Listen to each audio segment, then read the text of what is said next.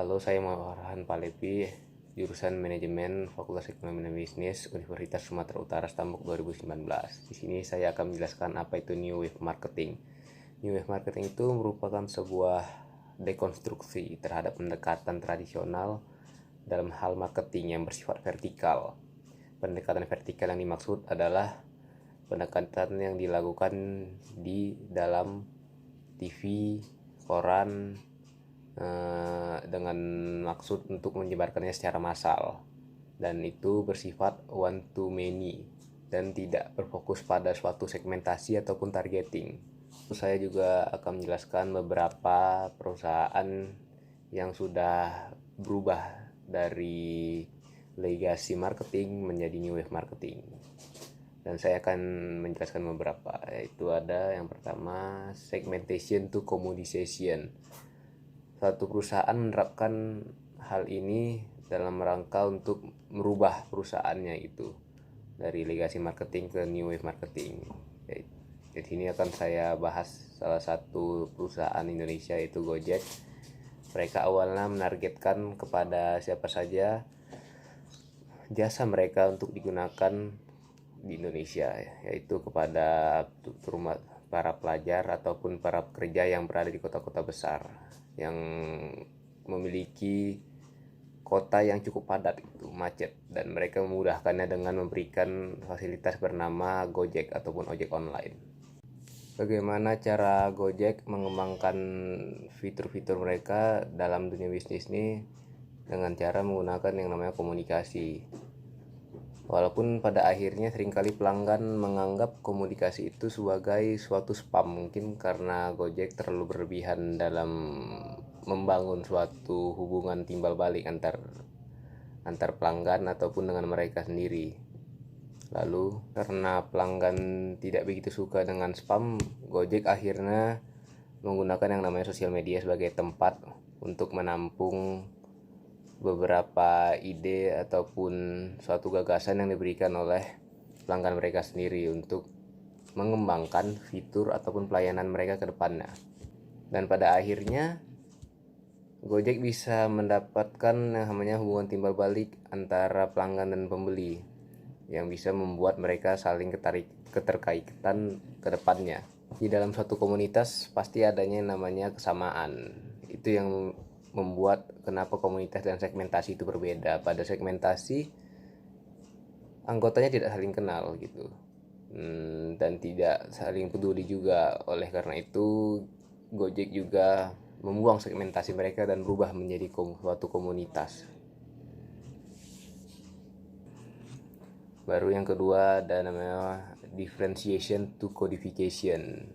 Codification ataupun kodifikasi merupakan suatu proses memasukkan suatu perbedaan ke dalam DNA merek maupun ke DNA pelanggannya. Perusahaan harus bisa mengidentifikasi perbedaan yang ada sampai ke tingkat DNA yang harus selalu tersambung gitu dengan para pelanggannya, sehingga mampu membuat produk yang sangat-sangat personal, yang sangat-sangat berbau dengan pelanggannya, sangat-sangat cocok dengan pelanggannya. Contohnya seperti Adidas yang membuat suatu edisi spesial gitu, edisi spesial ras ataupun spesial atlet. Lalu yang ketiga adanya product to co-creation. Di legacy marketing, perusahaan memegang kontrol penuh atas keputusan mereka dalam membuat produk yang akan mereka keluarkan ke depannya. Pastinya para pelanggan akan sangat-sangat menunggu produk yang akan mereka keluarkan, terlebih dari brand favorit mereka sendiri.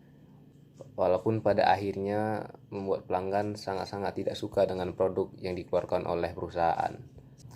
Oleh karena itu perusahaan menerapkan namanya co-creation ataupun cooperative creation.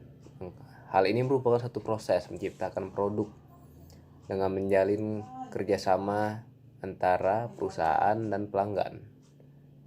Pelanggan dilibatkan dalam proses penciptaan suatu produk agar mendapat suatu produk yang sangat-sangat disukai oleh pelanggan itu sendiri.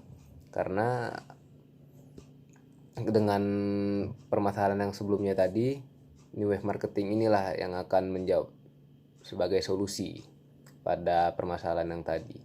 Perusahaan akan membiarkan pelanggan menciptakan produknya sendiri dengan kreasinya sendiri yang membuat mereka sangat-sangat lengket gitu dengan brand yang disukai tadi.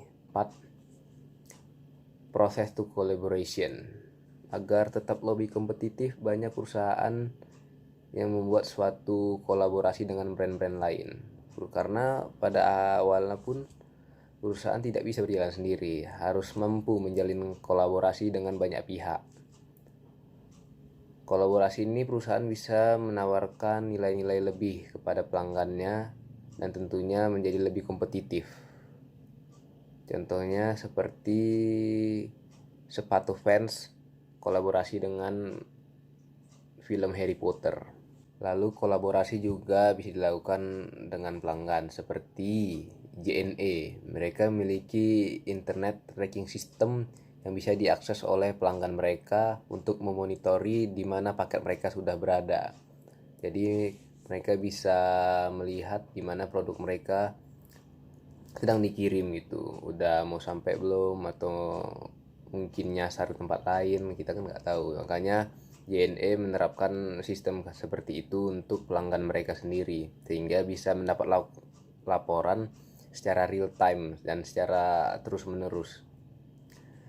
Baik, itu saja, sekian dari saya. Mohon maaf jika ada salah kata. Wassalamualaikum warahmatullahi wabarakatuh.